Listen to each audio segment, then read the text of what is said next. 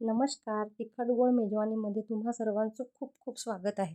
आज आपण बनवणार आहोत टिफिनसाठी झटपट होणारी स्वादिष्ट अशी कांद्याची चटणी.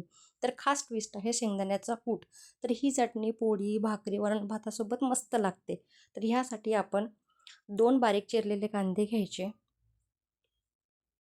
तिखट, मीठ, हळद, धनेपूड, कोथिंबीर घ्यायची. तुम्हाला हवं असेल तर तुम्ही जिरेपूड घालू शकता, पण खूप मसाले वापरायचे नाही. आपण झटपट होणारी सिंपल अशी कांद्याची चटणी बनवत आहोत.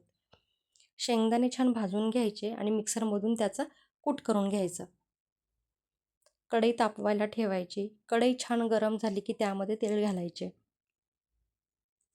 मग त्यानंतर त्यामध्ये मोहरी आणि जिरे घालायचे.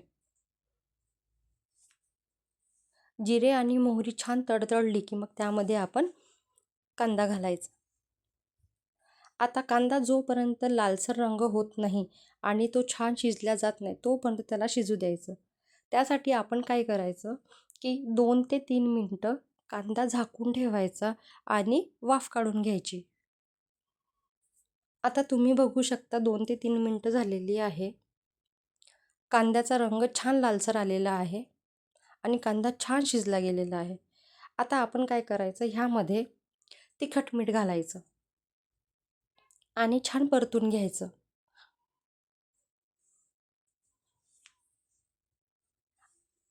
आता आपण काय करायचं ह्यामध्ये थोडंसं पाणी घालायचं.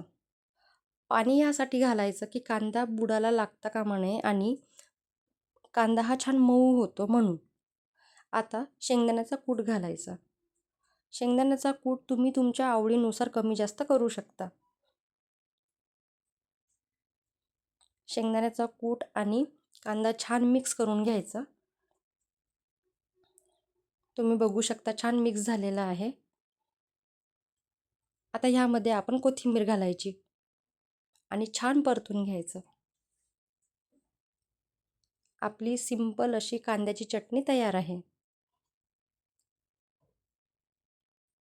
ही चटणी करायला एकदम सोपी आहे, कुणीही करू शकतं आणि ही चटणी प्रवासामध्ये पण न्यायला एकदम सोपी आहे. रेसिपी आवडली असेल तर लाईक करा, सबस्क्राईब करा आणि कमेंट करा. Thank you so much.